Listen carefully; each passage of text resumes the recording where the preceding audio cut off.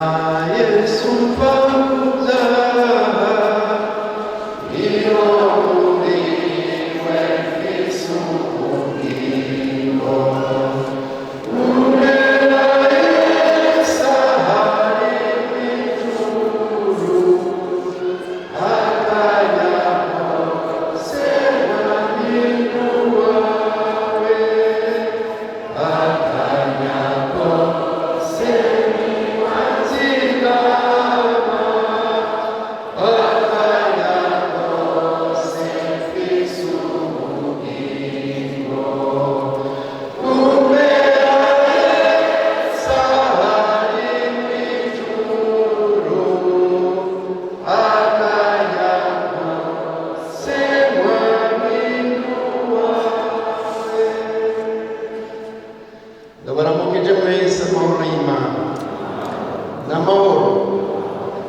turakenguka Imana ko twahawe gukorana si bose bashobora gukorana ariko twabihawe tubinezererewe ama kandi ko twinjiye kuba ari kugenda twamaze kumva ibitari bikeya duhereye mu ndirimbo mu majambo y'Imana twabwiwe turahiriwe nk'uko Bisirayeli babibwiwe wewe Isirayeli murahiriwe muri hanga rihiriwe ukuhoraho yariba hafi nk'uko natwe tuba hafi mbega siko biri Imana nidufashe umwami atugirire neza turumvise n'ayandi majambo guhera kuri Petero nyina vyamugendeye hama hari aho yataguza kandi ngira ngo twese turabitahura kuko natwe birashobora kudushikira yari afise ibibazo vyinshi ariko Yesu yagenda mwishura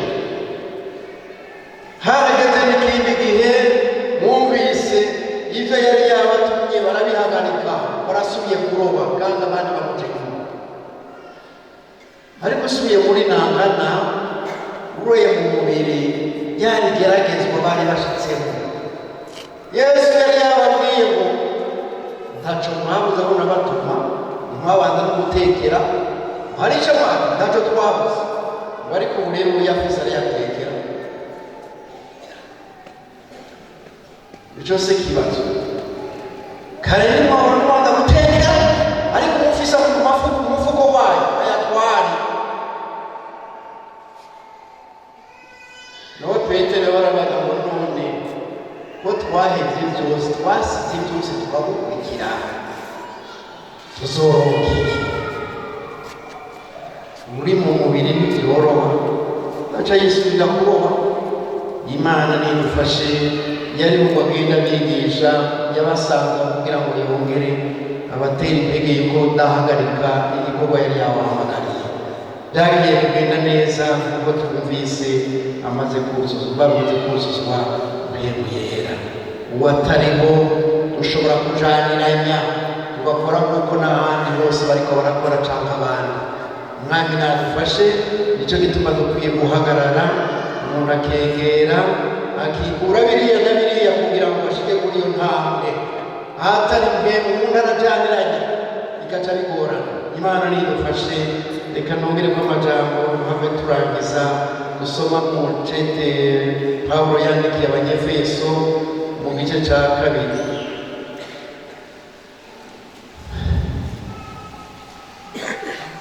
haraho twagiye dusamasama sindi ko n'ubu hari babasamasama iyo turonse ngaha hariya baca babura murarongo Imana ibahezagire kuko ni igikorwa kinini tubananya gusenga kuko baratubwiye ko biri mu nzira vya bindi bizotuma uwo ari wese aho yicaye yumva neza twogisengera nta kibabaza ko kuza ugataha uko nyene utumvise ijambo ry'Imana dusome umucete Pawulo yandikiye Abanyefeso igice ca 2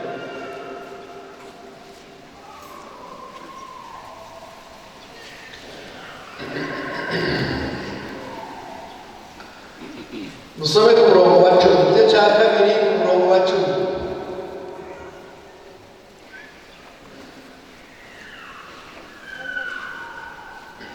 aravuga ngo kuko turi biremwa vyayo twaremewe muri Kristo Yesu ngo dukore ibikorwa byiza iby'Imana yateguye kera ngo tubigenderemo. Yohana 12.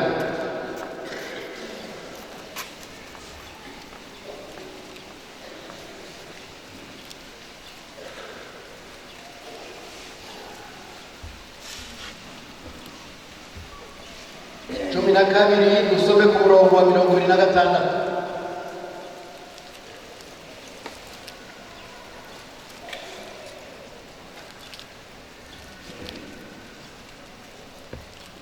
Aravuga ngo nihagira unkorera namurikire, kandi aho nzoba ndi umukozi wanjye ntihazoba.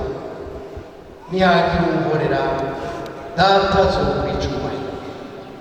N'iyi mirongo nifuje ko twongera kwe guhande kumva umwami adufashe kugira ngo dukore nk'uko twabwiwe n'ijambo ry'Imana, kandi nk'uko Yesu yasezeranye tuzobishikako nitwakora tukamukorera. Imana niduhangaze. Rero Pawulo niko yabwiye bariya twaremwe n'Imana, kandi uko niko biri. Turemerwa muri Kristo Yesu, kandi turemerwa kugira ngo tujye gukora ibikorwa byiza. Ibyo bikorwa nabyo Imana yarabitegekanije bibaho, ibyo tuba turiko turagenderamo, ibyo tuba tugezemo. Ntugire ngo nakatabonetse, Imana yo yari isanzwe ibizi. Aho nyene ugeze aho ugira uti birangoye. Nkahajya abigishwa bari bageze kugeza aho bagira bati turasubiye kuroba, bagahagarika ibikorwa aho umwami yari yabahaye. Hari hageze aho baja ku munzani, nk'uko natwe vyama vyadushikiye. Twaremwe kugira ngo tuze dukora ibikorwa byiza. Ivyo navyo yabitegekanije kuva kera ngo tubigenderemo. Aho ugeze hose wirabe, wisuzume, urabe kuri muri kwa gukora neza, kandi ntibizokwijana kuko Petero yari afise ico kibazo. Tuzoronka iki?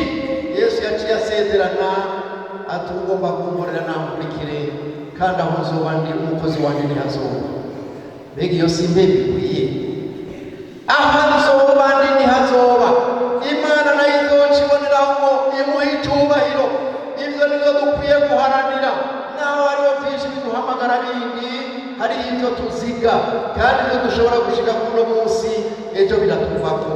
Muga ivyo yasezeranye tuzobihabwa. Umwami nadufashe, umwami aduhangaze. Ba Petero Yesu yari yabahamagaye koko. Ba Petero kandi bari bamukurikiye, ariko yarabaraba akabona ko hari ikibuze muri bo. Niwe yababwira ati ntimuve ngaho. Baherako kandi babifata nka nkama, kare vyahora bibagora.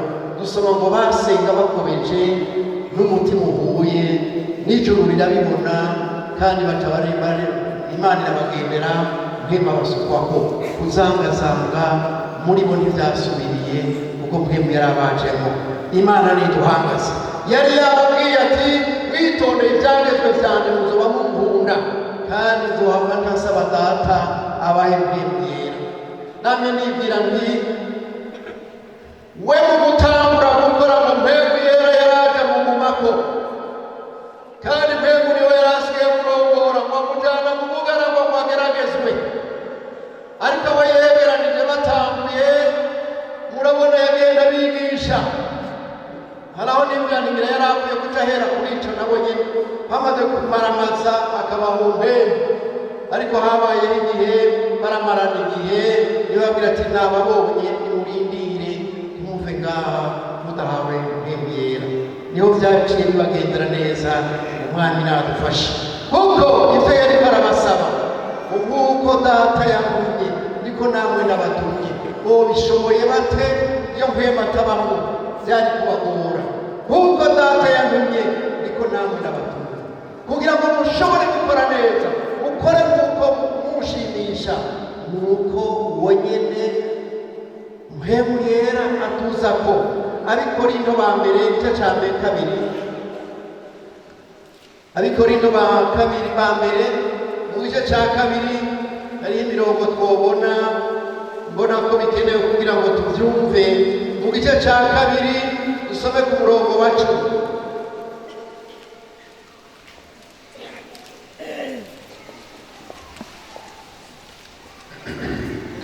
Murongo wa 10 aravuga ngo ariko Imana yabiduhishuriye muri mpemu wayo, mpemu asesa byose, n'ibihishijwe by'iki, n'ibihishijwe by'Imana. Ninde mu bantu azi niba umuntu atari mpemu yiwe iri muri we? Niko n'iby'Imana biri, ntawe ubizi atari iki, atari mpemu w'Imana. Ariko tweho ntitwahawe impemu y'iyi si, ariko twahawe mpemu ava ku Mana, kugira ngo tumenye iki, iby'Imana yatugabiye. Naho niyo bimenyekanira. Murongo wa 14, ariko umuntu afise umubiri n'ubwenge gusa ntiyemera ivy'impwemu bya mpemu w'Imana, uko ari ubupfu kuri we, kandi ndashobora kubimenya uko vyitegerezwa mu buryo bw'impwemu. Ariko umuntu w'impwemu asesa vyose, kandi ubwiwe ntawe umusesa. Ninde yigeze kumenya ivyiyumviro vy'Uhoraho ngo yigishe Uhoraho? Ariko twebwe dufise ivyiyumviro vyande, dufise ivyiyumviro vya Kristo. Aha niho bigenda bigaragarira nk'uko Pawulo yari yabisobanukiwe. Mbega atarimo ntitwomenya ivy'Imana igomba ivyo ari vyo. Hama kandi turasabwa nk'uko Pawulo yavyanditse ngo duhinduke intumwa mu gishingo ca Kristo. Kristo amaze gutangura, amaze kubatirizwa, mpemu yaraje amugumako. Hama kandi niko yavuye asezera abigishwa biwe ati uwo mpemu niyaza azobaza ko agume kuri mwebwe, ahora akura ku vyiwe abitumenyeshe. Naho rero byashobotse ko ibikorwa babikora bigatera bija imbere, umwami nadufashe, umwami aguhagaze. Ariko nk'uko yanditse muri wa murongo, waremewe muri we ngo dukora ibikorwa vyiza, kugira ngo ivy'Imana yategekanije kugenderamo tubigenderemo, dukora ibishimwa n'Imana. Kuko hari aho wagera ahantu ubwoba n'ibindi bikaturengera, utereka mpave nkora nk'abantu, biragahera. Ngo dukore nk'abafita ubwenge, abagenda babwirwa n'iyo Mana, uko mpemu yatanze agenda twibira ibanga ngo duhagarare naho zoba bikomeye.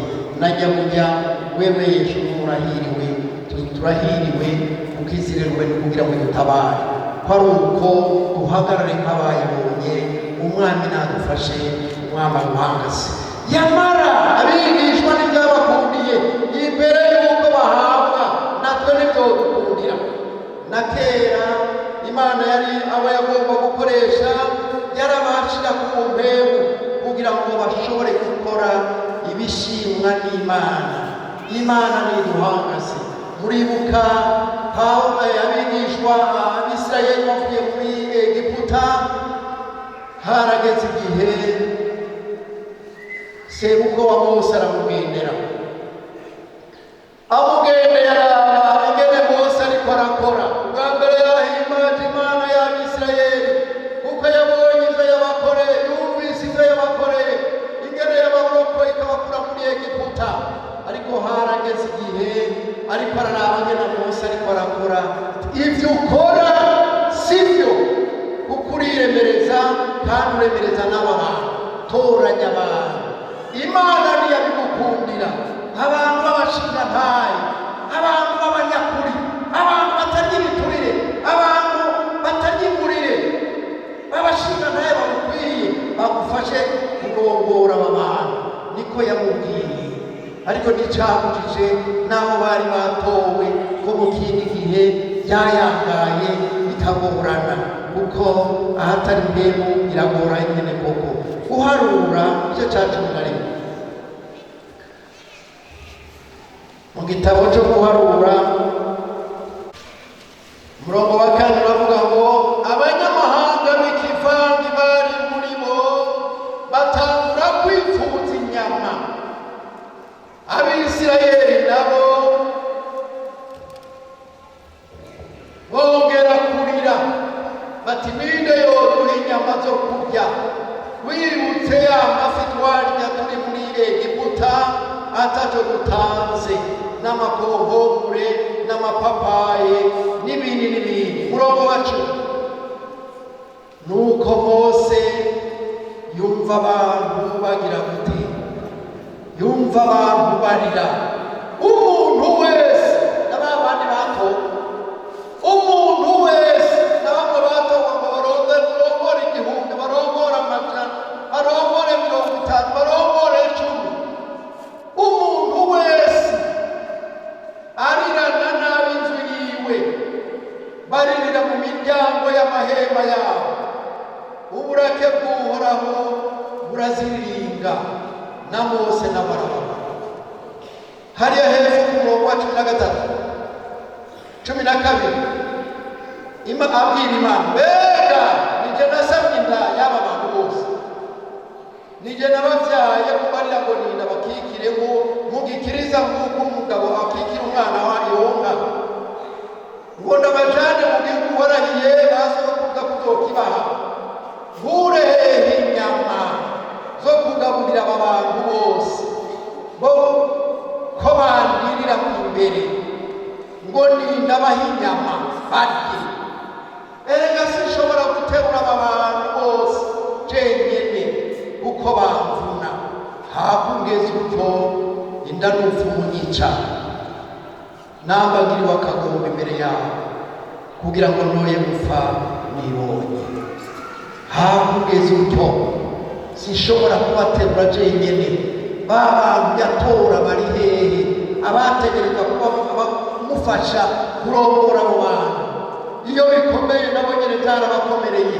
Hakungeza utyo fu munyica, niko yamubwiye, ariko Imana iramubwira neza icyo atari yabakoreye, nicyo yahavuye babwiye. Ba bantu ko bandirira ngo ninda bahinya ndazikura hehe, nabona amasinzi n'amasinzi, n'igihe Imana yamubwira ingene igiye kubikora, ngo ko bandiriye mu matwi nzozibaha bazirye, si rimwe, si iminsi 2, si 5, si 10, si 20, ni ukwezi kwiraba. Na Mose arwarakanguka ati none wobikura hehe, ivyo haza abantu wobaga amashangana gute, bandirira mu maso, ivyari vyoroshe. Ariko rero Imana nta na kimwe kinanira. Mu mwanya nk'uyo amaze kuyitakira yari ikazamuriye kugira ngo igire ico ikora. Niho handi dusabwa, aho umuntu aba ageze hose mu kaga kariko kose, tukayiraramurira amaso tukayitakira kugira ngo ibone icyo tugezemo, ibone kuturamira. Imana niduhangaze, yaciye imubwira ngo wewe gusa fata abo bantu batowe mu bandi bameze ko babashinga ntahe, ufate ku mpembe iri muri wewe ndayishire muri bo, nabo rero bazogufasha kurerura abo bantu. Niko bambwiwe kandi niko vyaciye bibaho. Imaze kubegeranya bihereze kubura ku mpembu, nk'uko n'abigishwa nabiharura, ya mpembu yari kuri Yesu bamaze kuyihabwa, ntibasubiye kumutana ibikorwa ivyo yari yaratanguye. Nabo byari bikwiye ko impembu yakorera muri Mose ikorera muri abo. Ntibari vyoroshe kwizana inkware ngo barazirya. Ubundi niwe yavuga ati n'ukubafungura kwarimwo. Igihe Mugerera arwaye inkorora, navuganye n'umuntu yari hanze, ndereka ati nibiti, ati isabo ntego, ati none Mugerera kumenya rego ntariko aragwaye inkorora imaze igihe yanse gukira, ngo muha amagi y'inkware, amagi y'inkware. Niyumvira ntoyakura hehe, ngo je ndazorora, ntindungikira none, ngo je ndazorora. Aca nyiganira ati habayeho umuntu yaravanye umukenyezi wiwe no mu Bufaransa, hama baravura birananirana, agenda ariko aratembera mu ishamba abona amagi yazo, aramushira akoza ko atarakikorora. Baca bagira ubushakashatsi ati basanga amagi y'inkware avura indwara 53. Abazizi ntimuzanganirwe.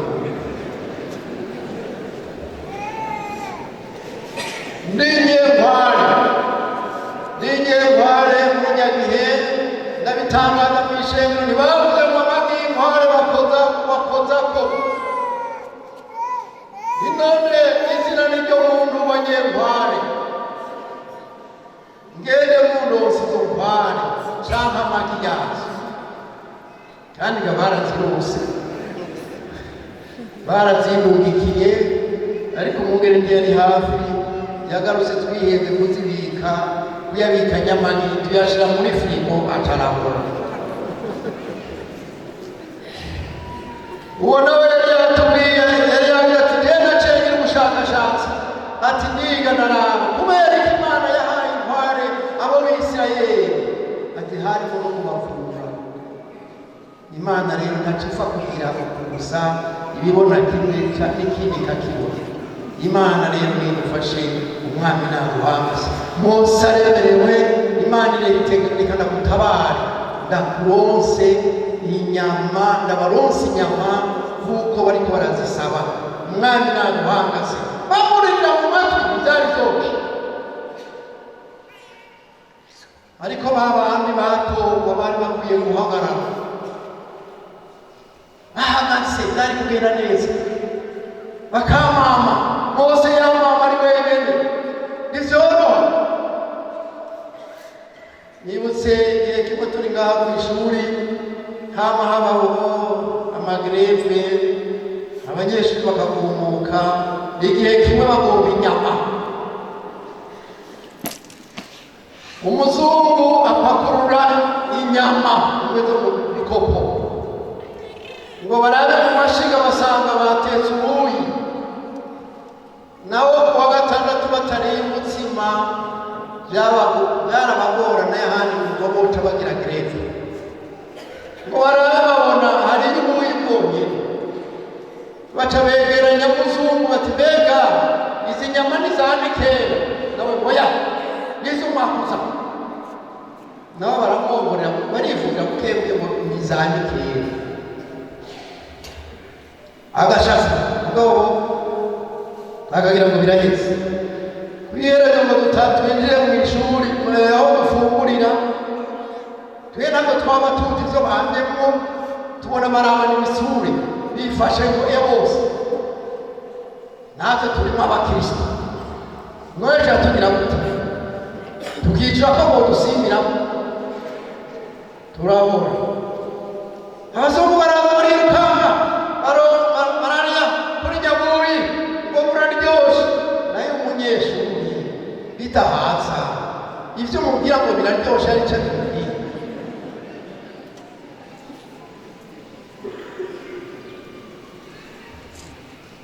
Birakomera, baca barasohoka, abazungu barasohoka, abanyeshuri babaca inyuma, bajagiye kugara ibiro vyiwe, batumva imiryango ngo pa hejuru yiwe ku kiyo.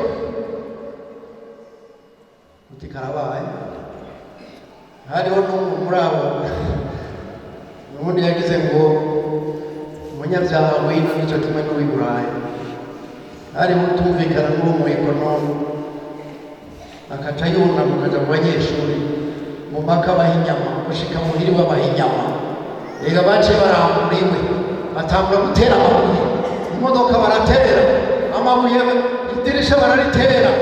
Ahubwo tuti karabaye, tuzinduka dufungwa, turahagarara ku kibuga, biragora. Ndagenda baca bibuka yazanya, baheba gukurikira abazungu badakumenagura ibara. Nasinziriye bagira ngo po bamena umuryango ngo bashikire iki za nyama. Bati barabaye mwewe birukanga inkuru uri kuzana upeje n'abandi. Amatara yarazima, bayatse bageze kuri ico kigo cumba bakuramo izo nyama naho zari zabaryohe basehura naje nagiye numva bavyura wewe muvyuka ntinibiki mwinyama niko izo mufiya kwiba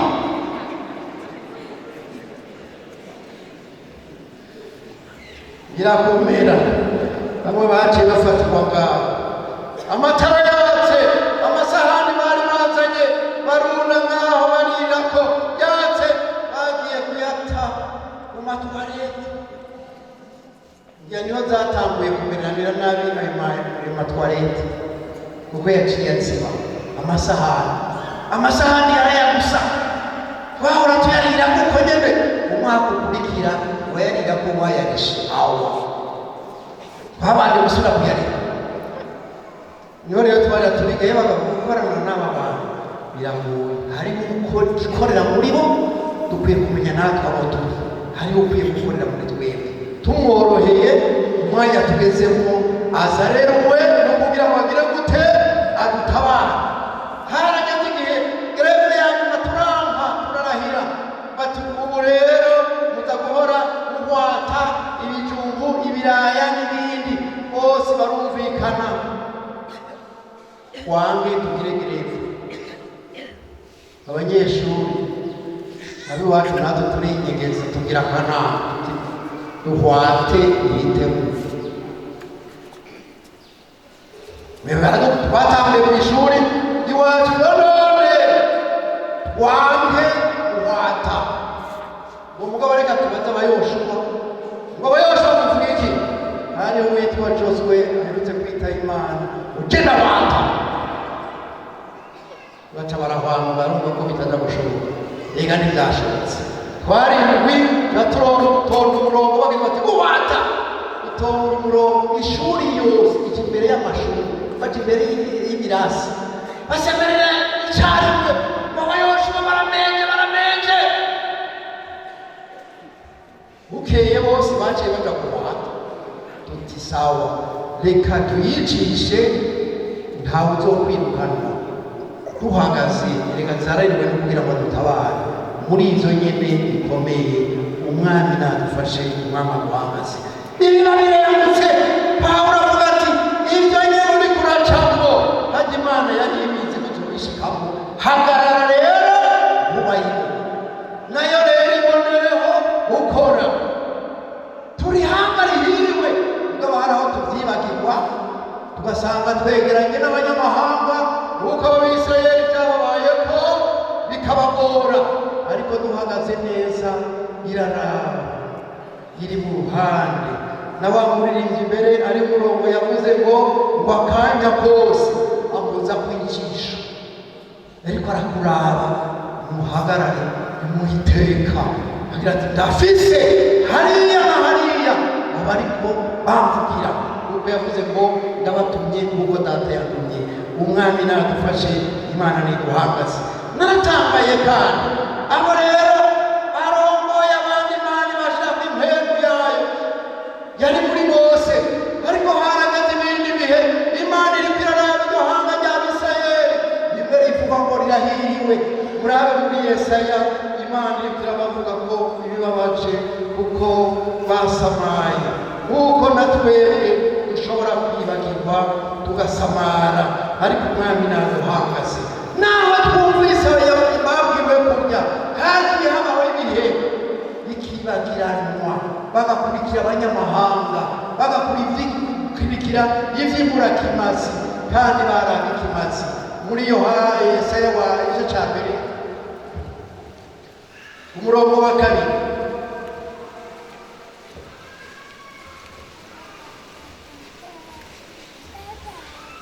hariya ku murambi haravuga ngo uhoraho aburanya abantu biwe baranye Isirayeli uno munsi natwe byoshika bakabona ati aba bantu uyu muntu aho yari akwiye guhagarara nkaboneraho kwiyereka bamukikije Imana nidufashe murongo wa kabiri nimwumve amajwi tega amatwi wasiwe kuko uhoraho abivuga ati narakujije abana ndabarera maze baramwiruka. Inkirazi nyeneyo n'indogo birazi ubwato bwa shebuja, ariko Abisirayeli bo ntaco bazi, abantu banje ntaco batahura. Niko yavuga kuri Abisirayeli. Umurongo wa 5, umurongo w'indwi biramunyabisa. Igihugu cyanyu gisigaye ari gisigaye ari amatongo mu Abisirayeli nyine. Ibisagara byanyu byakongowe n'umuriro. Uyu murongo rero abanyamahanga abaryana igihugu cyanyu mugize gute? Abo ni Abisirayeli. Turarabana twebwe nk'abantu b'Imana, uhagarare nk'abantu b'Imana. Twumvise kwizera rumwe no kugira ngo dutabare igihugu cyanyu. Abanyamahanga bakirya babaryana igihugu cyanyu mubona, kandi cyacitse amatongo nk'ahakongongowe n'abanyamahanga koko. Kuko nababwiye kare, bamaze kugira ivyo amasahani bakayata, twahora tuyarigira ko atatu dutanze, wahavuye tuyariha kubera abanyamahanga twemera bagakora uko bigombe, tukaja tubashigikira. Ariko harageze igihe naho baziraye ko cabaye nk'igihano. Iherezo arabazindutse mu gatondo bavuga ngo umenga ndacasubira kugomba gufungura ye, zaraye zibasivye umutima. Ariko rero Imana yodufasha ugahagarara aho tuba tugeze, naho vyoba bigoye. Umwami arashobora gukorana, naho umwe murashobora gukorana. Dusaba umurongo wa 23 ngaho, 23 umurongo wa 23. Imana yari yavuze ngo abakuru muri mwebwe mure ku mpembe iri muri wewe ndayibashiremwo, harabayeho ibindi bihe ivyo vyasa n'ivyibagiranywe. Umurongo wa 23, abakuru bawe n'abagararije n'Abisirayeli n'abagenzi b'ibisuma, umuntu wese muri bakunda ingurire akurikira guhongerwa, nibacira urubanza imfuvyi, kandi imanza z'abapfakazi ntizigera aho bari. Murumva ahantu bari bageze ahantu banyerera. Abari imbere bari abakunzi b'amasuma, abari imbere bari ingurire.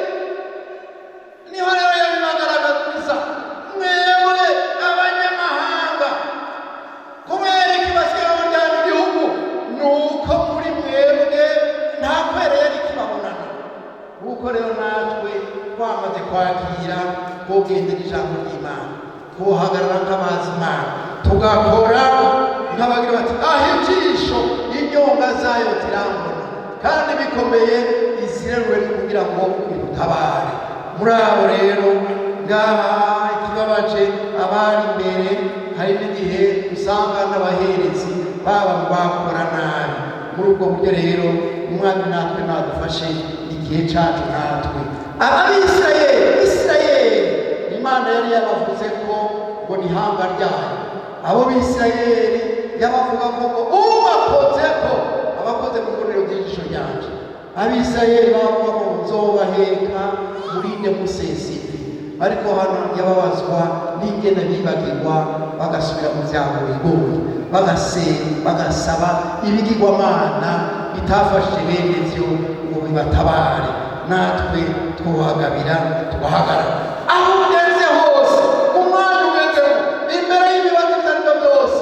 Ibuka yuko yavuze ngo nzanderwe kugira ngo nagutabare. Hamuhagarare uri mu mpemu y'Imana nyene, utabanza kwibwira ngo bidakugenda gute. Ariko hari uti kazima ndi mukuri, imenya ngene bigenza. Imana ni iduhangaze. Ndanezerwa niyo ndiko naraba Yosefu kagahungu, Imana ihwanije kumuvugako, imaze kumwiyereka, iravuga ngo iramwereka ko mu minsi y'anyuma bene se bazomwunamira. Ariko ivyo ntibyaciye bimushikako, ntibyamusibiyeko. Naho yari yarabibwiwe yagira ati uranaye mahanga hero aha saba bonyene igihugu ca Egiputa carakunaniye umwami naduhangase usomye mu gihe ca 39 baramutanga mbere muri ca kidogo naho nyene ntiyatakaza kuguma ku Mana akurwayo kuba Imana yaragicungera iyo urwo rugendo rwose yagize burya haje Imana ibibona ubwa mbere yanga ko bahuriza ku ngingo y'uko bomwica rero ubwenge n'ababwira teka reka turavukana ko tuvukana ntitwomwica tumute muri iki kidogo muri we bakibwira tuzoca ndamutorotsa ndamusubize se iyo ngingo wamenga ni nziza ariko Imana ntiyayishigikiye yigomba kuyishigikira byari gushoboka mugabo kwera twamutayeyo haboneka ikindi cyiyumviro yahagazeko iragishigikira ngo tumugurishe mutego baca baramugurisha uko yagira ngo mpaka ibyo bizobera muri Egiputa hahandi yashika imbere ya Farawo utwokura umuntu igihugu ca Egiputa gitangura kumunamira ariko naratanezerejwe n'ingene akifashe kamaze guca muri izo nzira hose kwa Potifari uhoraho abana nabo uhoraho ntiyihenda ukase abakuru muri ivyo byose yacamo kwa Potifari arabona ngo uhoraho biri kumwe kandi aravuga ati ufashitse ngaha narahinze nomwongorera byose abwira umugendanyi wiwe aragaguza karorohera ariko naho nyine Imana iravuga iti noma erega sigomba kuzoherukira kuba umuja wa Potifari umenga Potifari yari gutahura wa muntu ari kumwe n'uhoraho ihoraho bigaragara ko ari kumwe nawe nahendagiwe kubwiwe umugore abwira nivyo yari kubifata nka mama ariko Imana rero byarabaye kugira ngo naho nyene ishitsi ico yategekanije ubwo rugendo yategereza kurugenda agacishwa no muri prison iyo adaca ngaho agashika hariya yari kunamirwa kuko yunamiwe ngaho rero umwanya aho ugeze hagarara nk'umuntu w'Imana igiriho ibibona harayiba yaguhaye nka kuno yahayeho kandi abigezemo yavuye atahura bene se bariko baramusaba ngo abahanga bababarire yarabonye ateka ega si mwandungitse mwari mwagabiye kungirira nabi ivyo mwagabiye vyonyene n'ivyo Imana yakoresheje kugira ngo ibihindure ibyiza bizanishe ibyiza aribyo turiko turabona muri bino bihe none natwe n'igihe cacu tubwire ngo niko ndagerageza birengeje ahantu ndi ngo n'Imana irabibona nta kundi ari kugira ndaciye muri ubu buryo mu nkoro nk'abandi biragahera ngo dukore nk'abantu b'Imana Imana iraheze ikabibona izireruwe kugira ngo itabarane hagarara neza nubone nk'amahinyu kuko turazi ko umuntu ashobora gucenga kamenya guconga neza amajambo bikagenda neza ukabigira hariya irabona mu mutima abahatera umwanya nadufashe kandi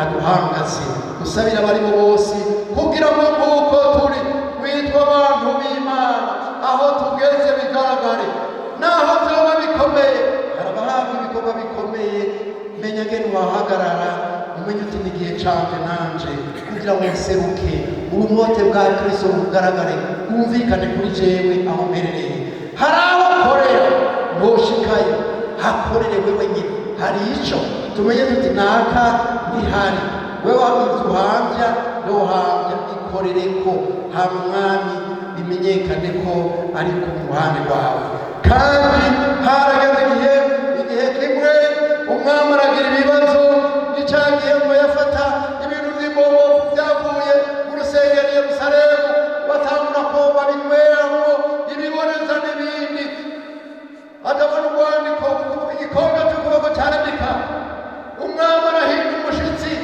ariko nyina we baramugabisha ati humura mu bantu twara hariho umuntu yitwa Daniyeli yabaye gasobanuzi kibisobanye hariho impemu y'Imana ngo natwe aho duherereye babimenyere hirya no hino bati turi kumwe n'abantu bari mu mpemu y'Imana hari uherereye igaragare.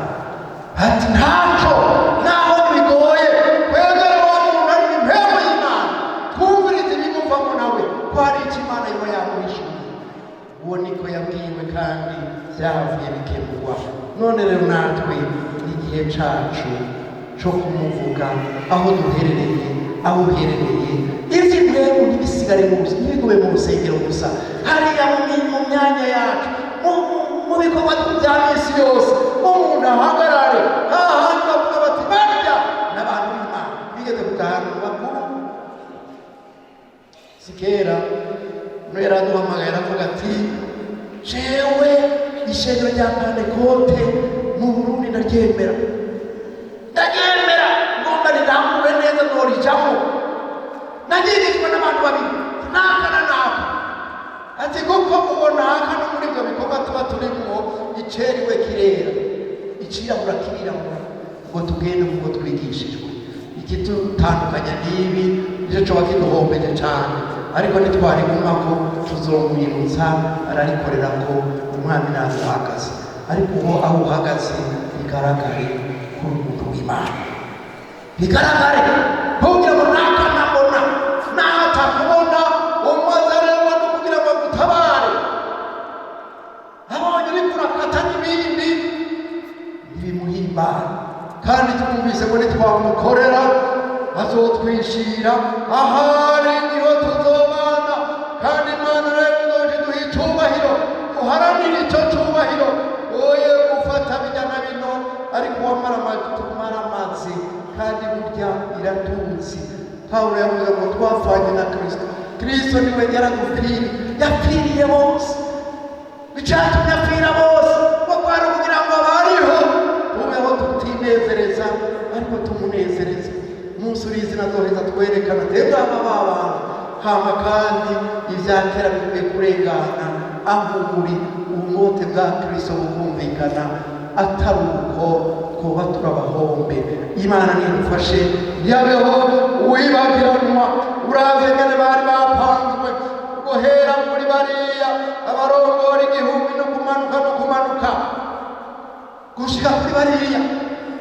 N'umukuru w'igihugu yarabitubwiye ejo bundi Bururi ati nazanye isanduku nzohora mushiramo, ugomba kunyandikira akabubakiye batamutunganirije,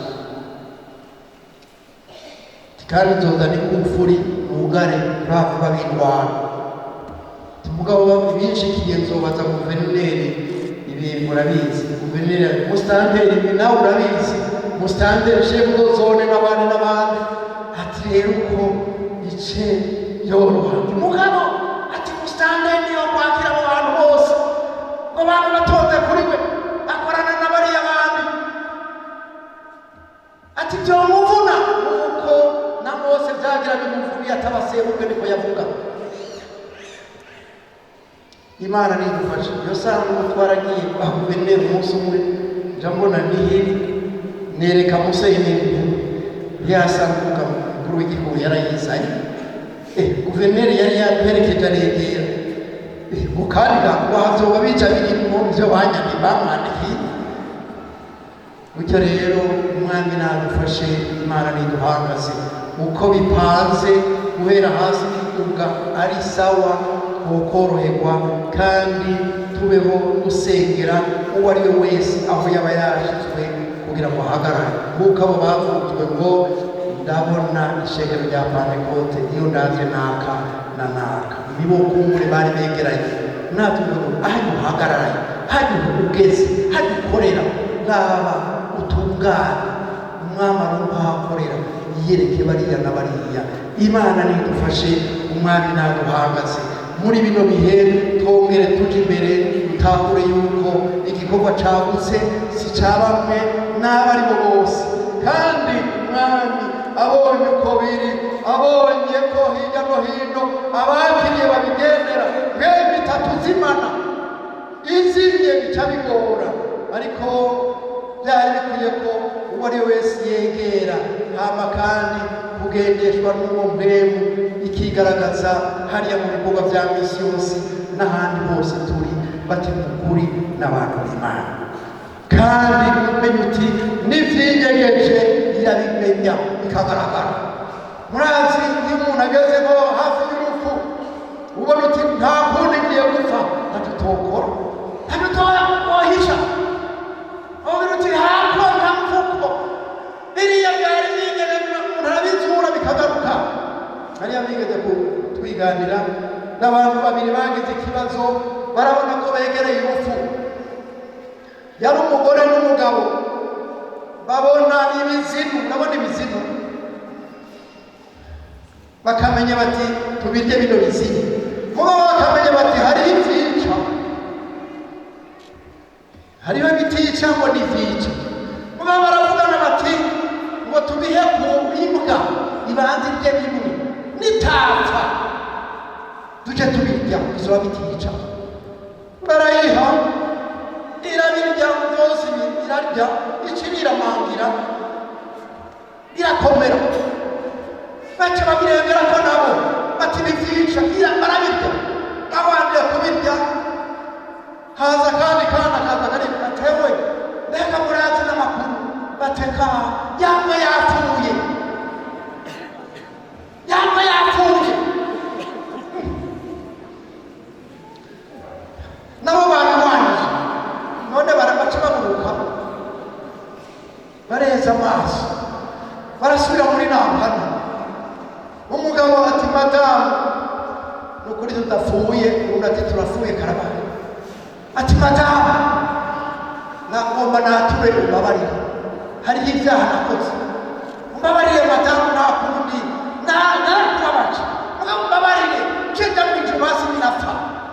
Iyo mwegereye ntacyo wohisha. Madamu ati vuga, ati nukuri umbabarire ngenda mw'ijuru, kuko hari ibyaha nakoze utazi, hariho umuyaye aya twarakoranye ibyaha na nakawundi, mbabarira madamu, ndakubabariye nukuri, uce wigira mw'ijuru. Nawe nyarasubira muri namuna atari koga najega mbabarira, najega mbabarira mushinga ntayo, najerega byarabaye. Wa muzamu w'umubanyi, uriya muzamu na nakawundi najya twarabikoranye, mbabarira mushinga ntayo, najega mw'ijuru. None araga kumubabariraho, nawe yamubabariye. Aragera igihe umushinga ntati madamu Imana ikubabarire, najya nakubabariye, uca wigira mw'ijuru. Batuye iriri hariya baryamye, iyo gwegere mbega ntiwabona utwegereye, none kubera iki twamaze kuvyibikamo, wamara utwegereye.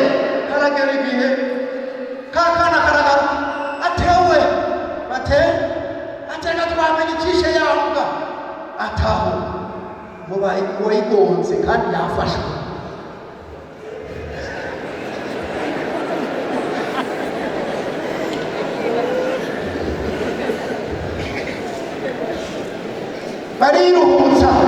Bariruhutsa bati turahazwa, ariko rero baca basubira muri nampana.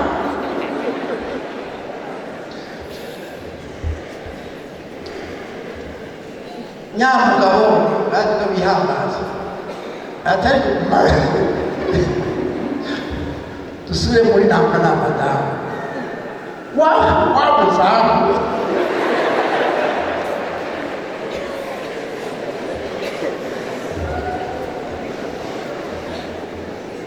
mada, ariko wamuzamu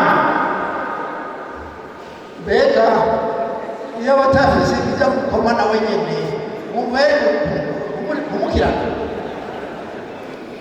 mata, ariko wamuzamu na wa wundi, ariko yavuga agiye kuza wendi hacamwe mushingana, ariko wamuyaye.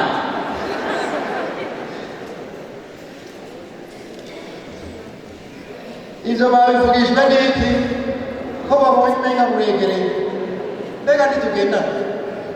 None turindire Imana idufashe umwami naduhagaze mada mushingana wa wundi ngo duce bugufi umuntu wese agarara Imana ari ibyo yategekanije tugenzeramo biguma canke byoroha iragomba kuronka yikorera muri twebwe kandi mpema ari muri twe dushira ubwoba tubahagarara tukamenya tuti ndi mu gishingo ca Kristo ntegerezwa gukora nk'uko Kristo yakoze ukamenya hanyuri nk'uko Daniyeli n'abandi bahagarara niyo byaba bikomeye bakumva bati namba ari ugupfa twofuma dupfa hako usenge igishushanyo bahagaritse ngo duhagarare natwe umwami aragukeneye umwami aradukeneye hajuri hakorere umwizigirwa hari iryo sezerano ngo aho ndi abakozi banyu niho bazoba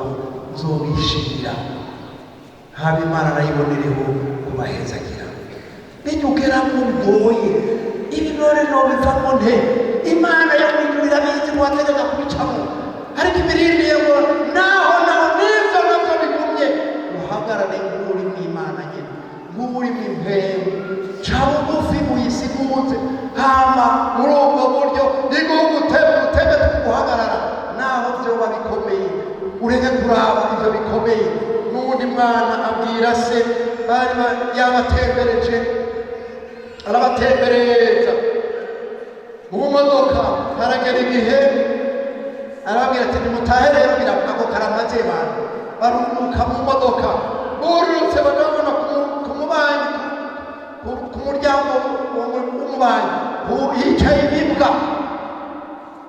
baca babwira se bati papa wese jya urazibona n'abati ndazibona abantu twebwe rero ntituziraba oya ntituziraba tugomba kuraba wewe nawe turabira izo mbwa urumva ntiturabibwa turaba nde turaba wewe kubera tuziravye ubwoba buradutsinda turaba wewe kuko bagira bati wowe uradishobora wewe ntabwo dushobora tugomba kutarabibwa turabe Imana bikomeye turabeyo ugarara ibibazo bikurengera uhava utangura kunyika nka Petero ariko araruka muri cyago warutse muri ubwo buryo ari gukoya amaso kuri ibyo ukiyumvira kuri uwo ahafata rero kugira ngo mutabare birahita bikagufasha n'imbunda hejuru ukazigendagenda ko kuko turiko turaraba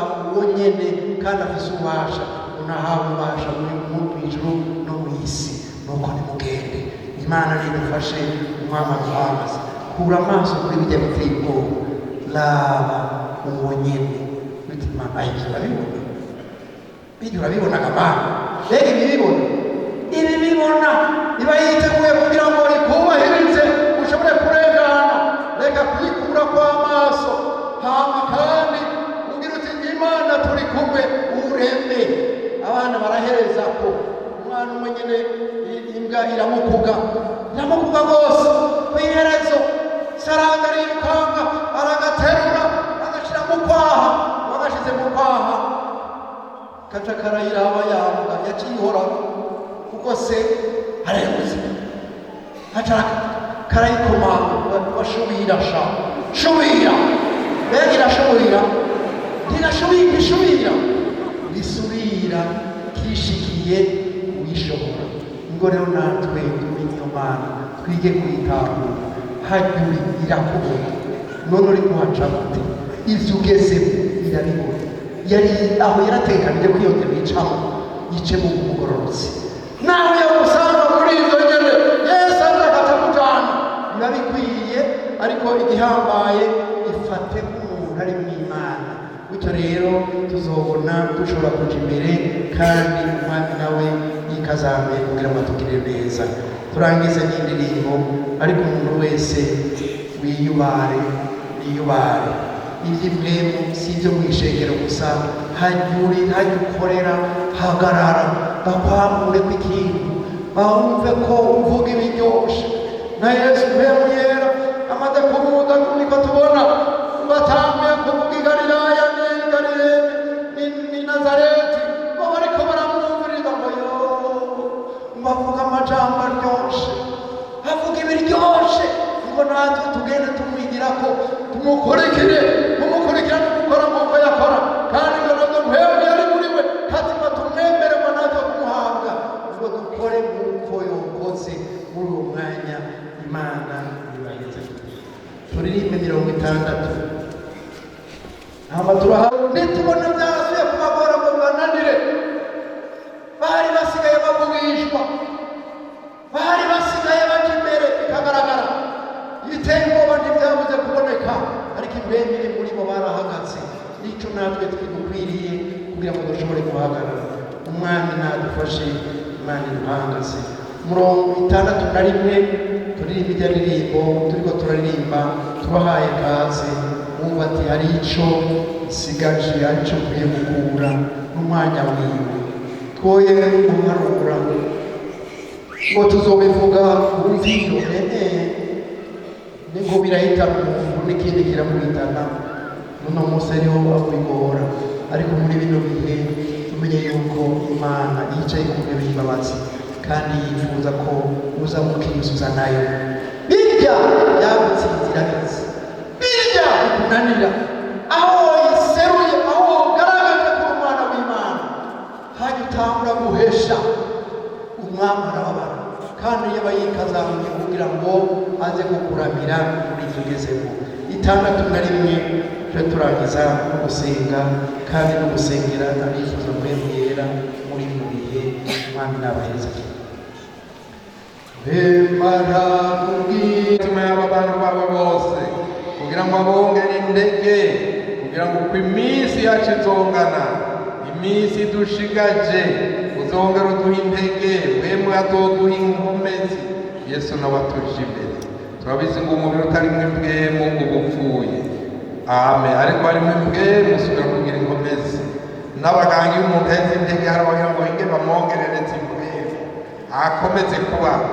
Natwe Mwami turasabye mpwemu yera, haleluya, yongeraze mu bantu bawe, kugira abantu bawe bose Mana bahamagaye twese, aho umwami azoba bariho tuzoba.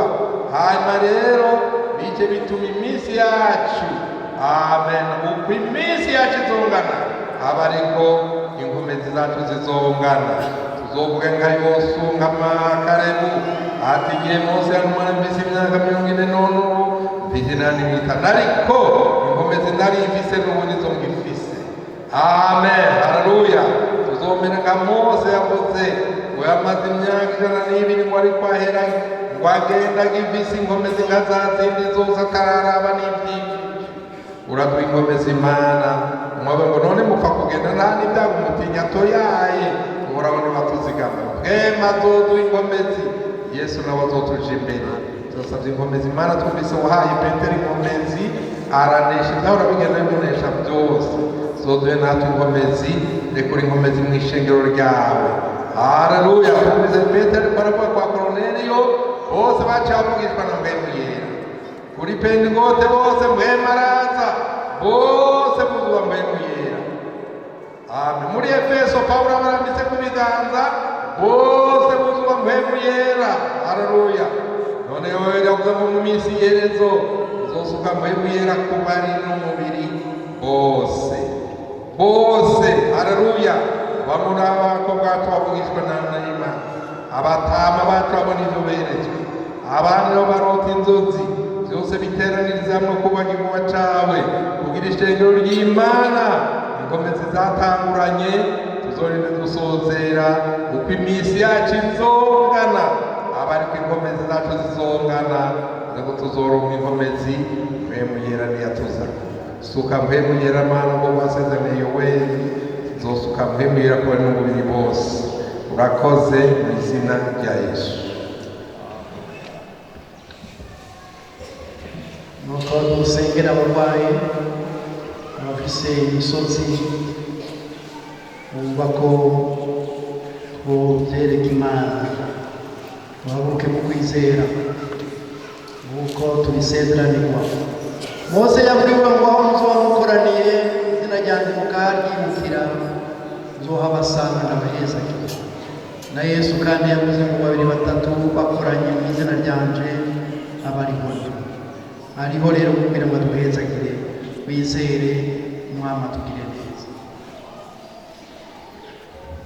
Mana uri yo mw'ijuru ufise ubushobozi n'ububasha bwose, aya majambo tumaze kumva, aya majambo washimikije imitima yacu, aya majambo kuva mu ndirimbo, amena. None rero ngabo abantu bayashize mu mitima yabo, bamenye ko atabundi bubasha buri kw'isi atari ububasha buvuye mu ijuru. None ubwo bubasha bukiza indwara, ubwo bubasha nibwo dukeneye, ubwo bubasha buvura. Amena. Nakare mwami ntureka kuvura umuntu, niho havutura murema Mana umushira ngaho. None rero mwami icyo waremye ivyo kunanira mwami ukibungabunga, ugacongeramwo intege, ugacongeramwo inkomezi, mw'izina rya Yesu. Ibisata by'abadayimoni, ibisata bya shetani tugomba mwami Mana w'ijuru kubivuma. Amena. Twishimikije ubushobozi buva mu ijuru, turavumye Mana izi ndwara. Mwami Mana sigirira nabo ubwoko bwawe, turazivumye mu izina rya Yesu. Haleluya. Amena.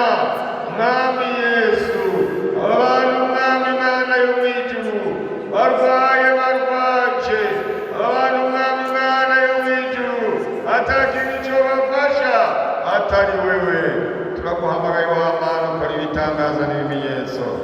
Haleluya. Twazindutse turirimba ngo ntundengane mukiza we, wumva uko nganya, aho ugendera abandi nanjye ntusige. Turagushimiye Mana abo wakijije nabo babakiza uno munsi mu izina rya Yesu. Ibisata byose by'abadayimoni, impwemu mbi zose ziza kuzingazinga ubwoko bwawe, turazivumye mu izina rya Yesu. Abantu mwami ntibakire, indwara zabo ntizikire, kuko uri Imana y'ububasha. Ugendera umuntu wese mwami mu izina rya Yesu, ko twagiye twumva ububasha buva kuri wewe, ububasha buva kuri wewe urakiza. Turasengeye mwami abo bantu bahagaze imbere yawe, ubakorera ibitangaza n'ibimenyetso, ubakize wa mukiza we, ubagirire neza. Mwemu wawe yera agende Mana adukura kuri byose biza mwami gutwikira ubwoko bwawe.